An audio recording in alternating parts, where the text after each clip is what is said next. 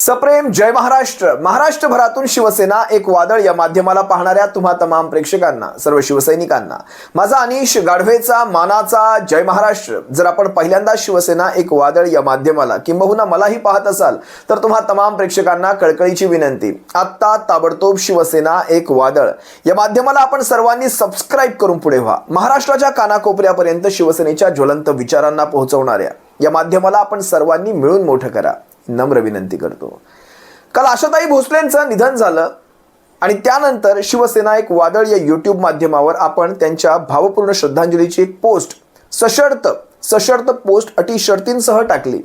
अगदी माझ्या वैयक्तिक फेसबुक अकाउंटला सुद्धा मी सशर्त अटींसह, म्हणजे फक्त संगीत क्षेत्रात कार्य केलेल्या आशाताई भोसलेंना आमची शिवसैनिकांची भावपूर्ण श्रद्धांजली. आणि महाराष्ट्रभरातल्या करोडो शिवसैनिकांच्या वतीने माझी ती पोस्ट होती. ज्या भावना माझ्या हृदयाच्या होत्या त्याच महाराष्ट्रभरातल्या करोडो हृदयांच्या होत्या. याचं कारण सांगतो बघा. आजचा हा व्हिडिओ मी पुन्हा यासाठी केलाय कारण कुठेही गैरसमज नको जायला.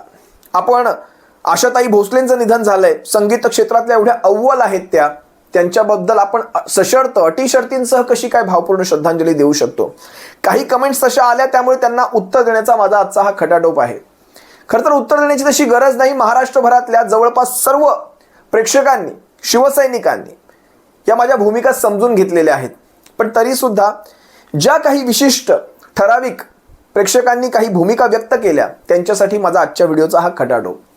काहींचं म्हणणं असं होतं की ही वेळ ती नाही, त्यांच्याविषयी सध्या हे असं, कारण व्यक्ती गेली म्हटलं तर वैर संपलं अशी आपली भूमिका होती. बऱ्याच जण ते लिहिलं, व्यक्ती गेली वैर संपलं, माणूस गेला आता कसलं वैर आलं. आम्हाला एवढे आघात झालेले आहेत की अशा ह्या आघातांमध्ये आता ज्यांनी ते आघात दिलेले आहेत ती माणसं गेली तरी त्यांच्याविषयी आमच्या मनामध्ये त्यांच्याबद्दल चांगले विचार येत नाहीत. माफ करा, एवढे आघात झाले. पण तुम्हाला आज हा व्हिडिओ करण्यामागचं विशेष कारण सांगतो. मी तुम्हाला 2 प्रसंग दाखवणार आहे. ते 2 प्रसंग विशेष दाखवण्यासाठी आजच्या व्हिडिओची खटाटोप घेतलेली आहे मी. याचं कारण, ज्यांची तारीफ आशाताई भोसलेंनी गेल्या काही 8-10 महिन्यात, विशेषतः मागच्या 2 वर्षामध्ये, मी विशेषतः मागच्या 2 वर्षांचं सांगेल, ज्यावेळेस लाडक्या बहिणींच्या त्या योजनेची तारीफ करताना कशा प्रकारे मला 47 सालामध्ये अशी योजना मिळाली असती तर मी भरपेट जेवले असते. नरेंद्र मोदींसमोर ज्या प्रकारे या योजनांची तारीफ, कशा प्रकारे गॅस मिळतोय, कशा प्रकारे सारं काही मोफत मिळतंय, महिला अगदी खुश आहेत हे सांगताना त्यांनी हेही भान ठेवलं नव्हतं की तो कार्यक्रम मराठी भाषेच्या त्या अभिजात भाषेचा दर्जा मिळाल्याचा तो कार्यक्रम होता, शासकीय कार्यक्रम होता. आणि तारीफ चालली होती नरेंद्र मोदींची. मी त्या प्रसंगाला बाजूला ठेवतो. मी समजू शकतो त्यांच्याही मर्यादा आहेत कलाकार म्हणून. कुणाला काही भविष्यात त्यांना काही अवॉर्ड हवे असतात. बऱ्याच कलाकारांची अशी असते. मला आशाताईंविषयी माहीत नाही, पण बऱ्याच कलाकारांची ही अपेक्षा असते. कुणाला एक अवॉर्ड मिळाला तर पुढचा असं लागत असतो. कुणाला पद्मश्री मिळाला तर त्यांना पद्मविभूषण लागतो, पद्मभूषण लागतो. ज्यांच्याकडे पद्मविभूषण असतो त्यांना भारतरत्न लागतो. काही कुणाचं काही असू शकतं. आशाताईंचं मला माहीत नाही. चला, त्या कार्यक्रमाला मी बाजूला ठेवलं. मोदींची तारीफ तो बाजूला घ्या. पण कोत्या मनाचं लक्षण ज्यांनी माझ्यासाठी हा प्रयोग ज्या काही प्रेक्षकांनी विशेषतः वापरला की तुम्हाला प्रसंग कळाला नाही, त्यांना मला एक गोष्ट सांगायची आहे. ज्यावेळेस आम्ही ठाकरेंना ओळखत नाही, मी फक्त राजकारणात आशिष शेलारांना ओळखते. आपण असं म्हटलं असतात मला कुठलीही राजकीय स्टेटमेंट करायची नाही, मी समजू शकलो असतो. पण आशिष शेलारांना ओळखताय, पण ठाकरे बंधूंच्या एकत्रीकरणावर, एकत्र येण्यावर ज्यावेळेस प्रश्न विचारला, हा व्हिडिओ एकदा पहा. तुम्ही पाहिला असेल तरी सुद्धा एकदा पुन्हा पहा, कारण याच्यावरच मला तुमचे पुढचे 2 प्रसंग तुम्हाला दाखवायचे. पहा. राजकारणामध्ये मला फक्त आशिष शेलार माहिती आहेत असं देखील आशा भोसले म्हणाल्या. सुप्रसिद्ध ज्येष्ठ गायिका आशा भोसले यांनी हे वक्तव्य केलेलं आहे. ठाकरे बंधू एकत्र येण्याच्या प्रश्नावर आशा भोसले यांनी हे उत्तर दिलंय. राज्यामध्ये हिंदी भाषेचा विषय सध्या चर्चेमध्ये आहे. मराठी भाषा, ठाकरे बंधू एकत्र येण्याचे, तुमचे ठाकरे बंधूंशी सौख्याचे संबंध आहेत, एकत्र यावं असं सुरू आहे. काय वाटतं? मला आशिष शेलार एवढेच माहिती आहेत, बाकी कुठलेही लोक मला माहिती नाहीत. म्हणजे राजकारणामध्ये माझा काहीही संबंध नाही आणि मला राजकारण नकोच आहे. हा एकमेव प्रसंग नाहीये ज्याच्यावर आम्ही दुखावलो गेलो. ज्या वेळेस एकनाथ शिंदेच्या वाढदिवसाच्या अगोदर त्यांना शुभेच्छा देताना बाळासाहेबांनंतर तुम्ही शिवसेना घडवत आहात, मोठी करत आहात, हे जे स्टेटमेंट वापरलं गेलं, प्रत्येकाचं आपापलं वैयक्तिक मत असू शकतं, पण सध्या शिवसेना हा इतका सेन्सिटिव्ह विषय झालेला आहे की त्यानंतर अनेकांच्या भावना दुखावल्या जाणार हे 100% होतं. जर तुम्हाला बॅलन्स राहायचंय, तुम्हाला राजकीय बोलायचंच नाही, तर तुम्ही हा विषयच घ्यायला नको होता. ते काय म्हणाले, मी तुम्हाला एक व्हिडिओ दाखवत्या, म्हणतात तुम्ही आत्ता उदयास आलात पण मला तुमचं कार्य आवडतंय वगैरे वगैरे, तुम्ही बाळासाहेबांनंतर शिवसेना वाढवताय, हे बोलून नेमकं तुम्हाला काय साध्य करायचं होतं मला माहित नाही. एकदा तुम्ही हाही व्हिडिओ पहा. तुम जियो हजारों साल साल के दिन हो 50,000, तुम जियो हजारों साल साल के दिन हो 50,000. उद्यासाठी मी तुमच्यासाठी गाते शिंदे साहेब, तुमचा वाढदिवस आहे आणि तुम्ही मला फार आवडता. अचानक वर आलात तुम्ही, आम्हाला माहित नाही तुम्ही काम करत होता म्हणून. अचानक वर आलात आणि जशी बाळासाहेबांनी शिवसेना घडवली एकट्याने, तशी तुम्ही परत शिवसेना घडवलीत. त्यामुळं मला तुमचा अभिमान वाटतो, कारण त्यावेळेला सगळंच काही निवडलं होतं म्हणजे हे झालं होतं. त्यावेळेला तुम्ही आलात आणि ज्या हिमतीनं तुम्ही आलात आणि ज्या लोकांच्या बोलण्याला तुम्ही तोंड दिलं, सगळे तुमच्यावर धावून आले होते, त्यावेळेला तुम्ही तोंड दिलं आणि त्यातनं तुम्ही सक्सेसफुल झालात आणि आणखीन सक्सेसफुल व्हाल ही माझा आशीर्वाद आहे तुम्हाला. मी तुमच्यापेक्षा मोठी आहे. तुम्ही ऐकत असाल माझं भाषण, नसत ऐकाल तरी पण मी तुम्हाला आशीर्वाद देते की शतायुष्य व्हा आणि असंच कार्य करत राहा. चांगलं कार्य केल्यानं कोणीही कधीही संपत नाही. आता ह्या व्हिडिओ नंतर मला तुम्हाला ते 2 प्रसंग दाखवायचे, ज्या प्रसंगांमध्ये ज्यांच्याविषयी आशाताई भोसले ज्यांच्याविषयी एवढं चांगलं बोलून गेल्या, त्या एकनाथ शिंदेंच्याच पक्षातली काही माणसं त्यांच्या ह्या दुःखद प्रसंगी काय करत होती तुम्हाला एकदा पाहावंच लागेल. एकदा हा प्रसंग पहा.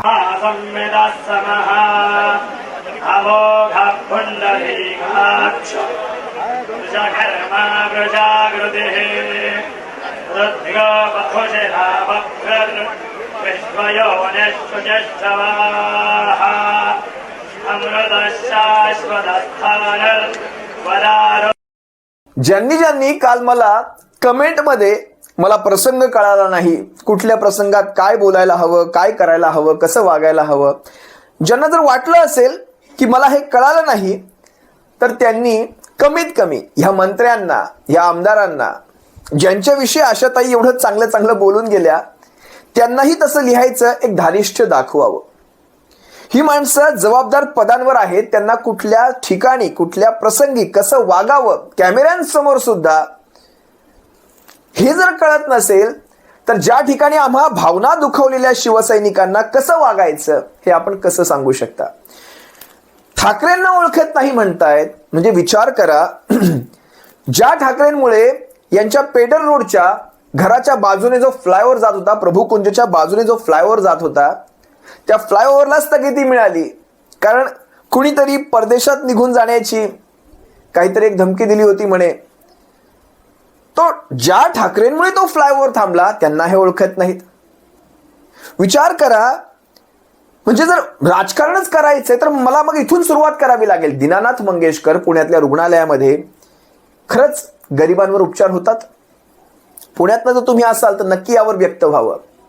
RSSची तुमची मी जवळकी समजू शकतो, RSSची, पण त्यामुळे मी ठाकरेंना ओळखत नाही हे आम्हा शिवसैनिकांना पटणार आहे.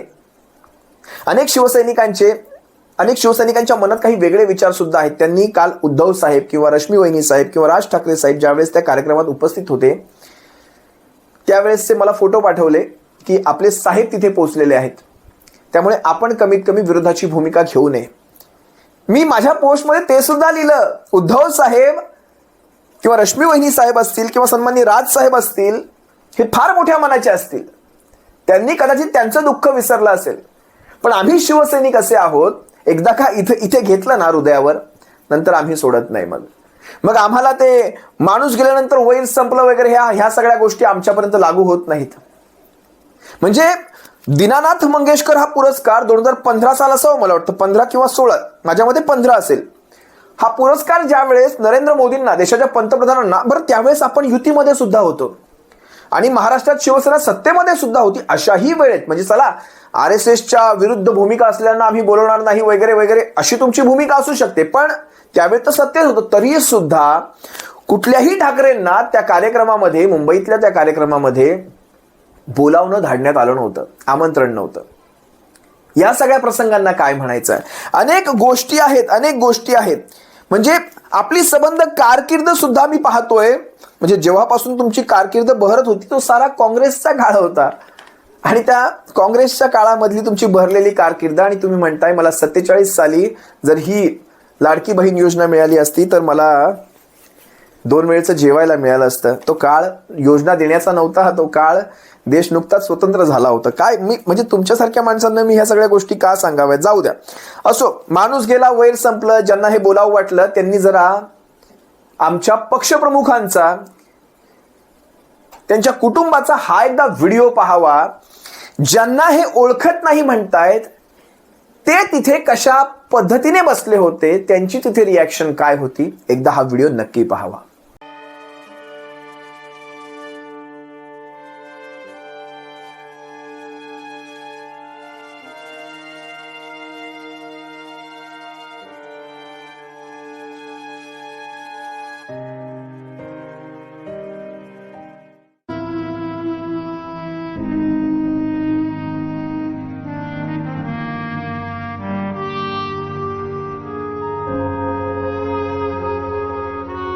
ठाकरे कुटुंबीय आणि अर्थातच आशाताई किंवा मंगेशकर कुटुंबीय यांचाही खूप स्नेहाचा असा हा धागा.